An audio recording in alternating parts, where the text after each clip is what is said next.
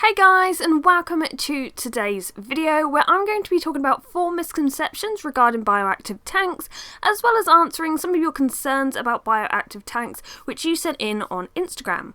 Now, I know there was like an entire thread on a previous video that I did where someone kind of debated everyone else saying you can't do an arid bioactive tank.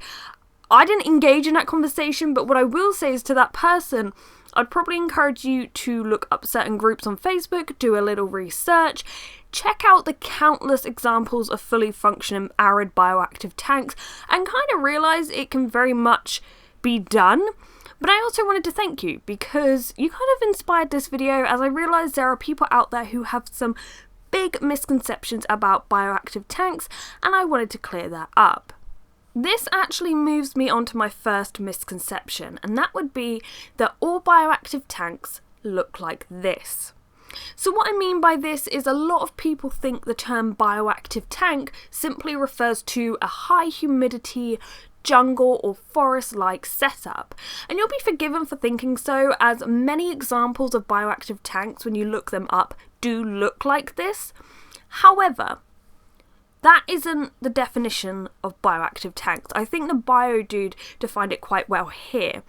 A bioactive terrarium is a self-sustaining, self-maintaining, direct replication of the natural ecological cycle that happens on the rainforest or desert biome. Now, leopard geckos don't really come from deserts like vast areas of sand dunes, but rather arid grasslands, shrublands, rocky areas. They actually span over a wide range, and it does show how adaptable they really can be. And so with that, we have a lot of inspiration to draw from, and we can very well replicate their biome to the best of our ability in a terrarium. So no, bioactive tank does not refer to one kind of biome. It does not equal high humidity, jungle-esque setups. Bioactive tanks are built to replicate the animal's wild biome, as well as create an entire, fully functioning ecosystem. The next misconception would be that the cleanup crew will escape and infest your house. Now, one big issue I do have with bioactive tanks are spiders. I did not invite them, I did not put them in the tank. They may indirectly be part of the cleanup crew. I'm sure they keep some of the isopod and springtail numbers down a bit, and certainly if I had a problem with flies or gnats, they would take care of them.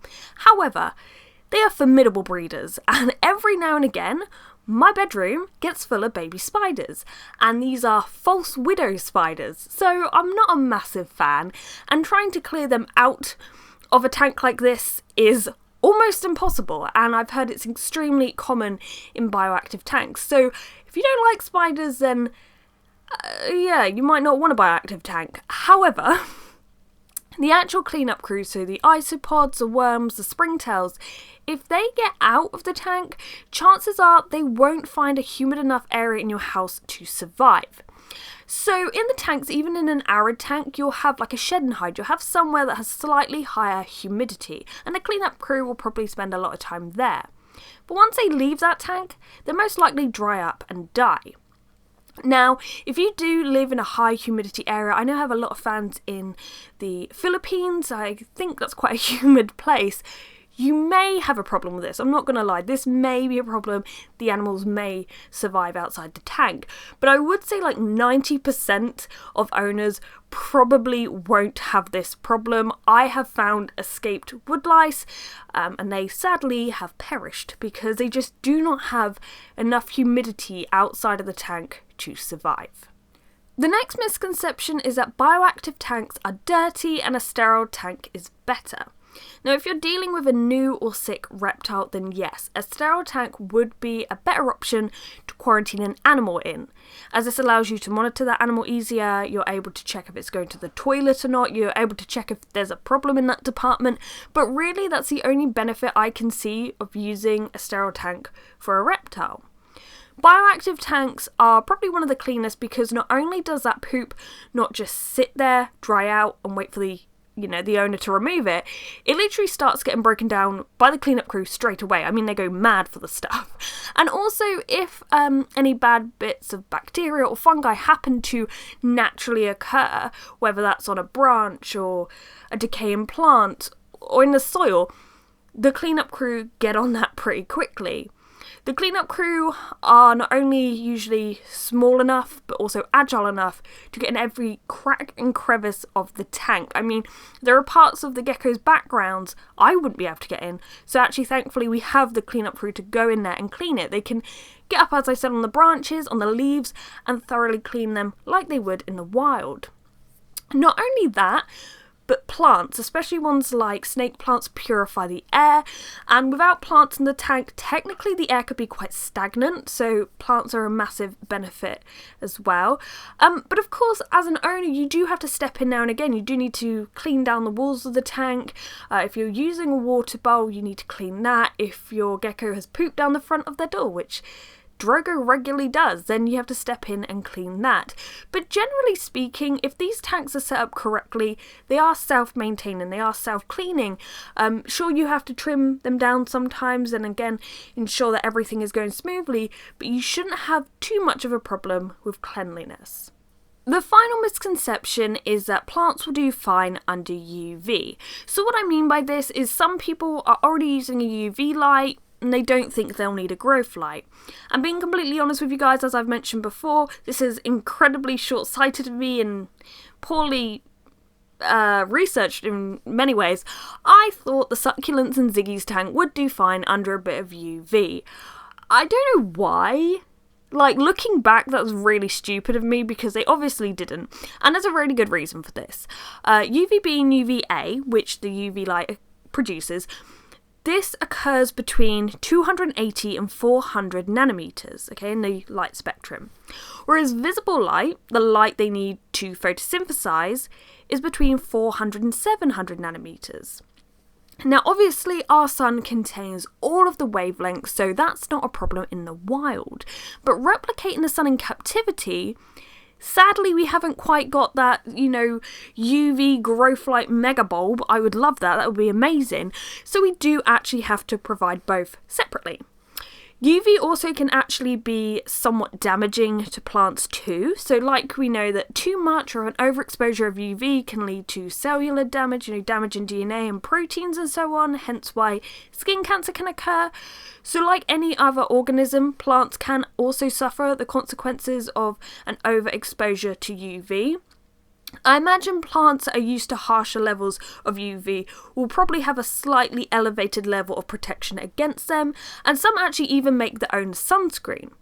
But providing UV alone will not allow your plants to photosynthesize, and eventually they'll probably die.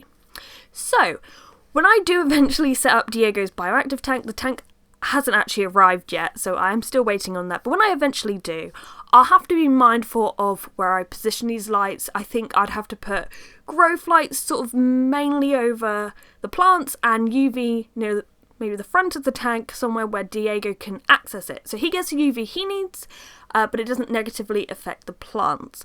I'll probably show you this and explain it a bit better when I finally have the tank, so keep an eye out for that in the future. But no, UV alone will not support plants. UV has many benefits to the animal, including allowing them to make their own D3, but a growth light is required for the plants to photosynthesize. Now onto your concerns over on Instagram. So I asked, what would put you off building a bioactive tank? Because I was wondering if there are any misconceptions out there, but actually there are a few concerns that I think are legitimate, so I wanted to address them here. So the first one that came up a lot was it's too expensive to set up a bioactive tank. And yeah, that is true. It can be very expensive. Of course, you can collect things over time, so it's not too intense all at once. But yeah, I'm not going to lie, it can be expensive. That's why I'm doing tanks one at a time quite gradually. And that's also why I want to show other ways of doing things, as I know everyone has a different budget, and that is totally fine. Another concern that kept coming up was that it would smell bad, and I know I've been to a few reptile shops and some of their bioactive tanks did whiff a bit, but usually this bad smell is due to stagnation. I believe this occurs due to overwatering, poor ventilation, and either the absence of a drainage layer or just a poorly thought out drainage layer.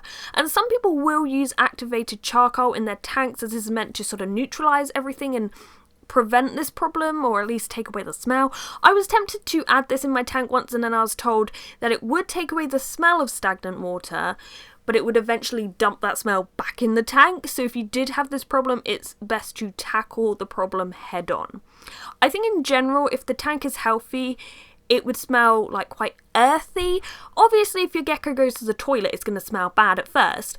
But most of the time it's earthy. I know when I added in the chestnut leaves into the gecko's tanks, oh my god, it smelled lush. And when I cut down some of the plants, it kind of smelled like fresh cut grass. It's actually quite nice. But at the most, I would say a healthy tank would smell earthy.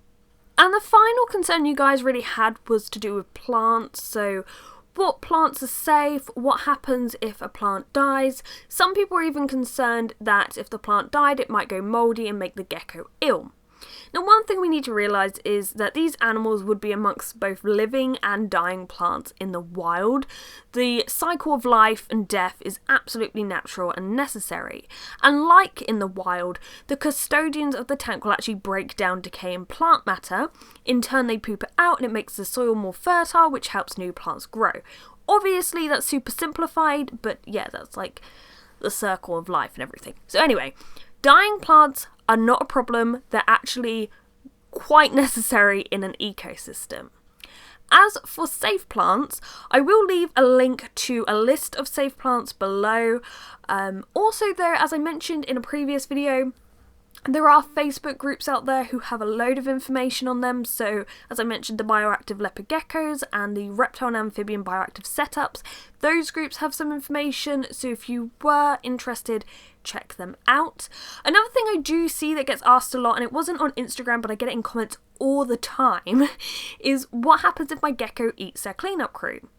Now, this is why I encourage people to buy captive bred isopods and worms. Don't just take random ones from outside. Worms, for example, they slide through anything. They could slide through like ant killer powder, you don't know what you're bringing into the tank, and there is a chance your gecko might eat them, so you don't want them accidentally getting that. So ideally get captive bred custodians, and if they do eat them, and I'm sure Drogo and Lyra both eat their isopods, it's not a bad thing because isopods are actually a great source of calcium. Now, before we go, I did just want to do a quick shout out, a quick thank you to the company Newer. They actually sent me a gimbal recently. You may be wondering why you mentioning this. What is a gimbal? This is a gimbal. You attach it to your tripod, you can film, and it just gets better shots. And I've been using it during this video. And although this was gifted to me, I haven't been paid to promote this. I don't know if that classes as a sponsorship, but for full transparency to you guys, I was sent this.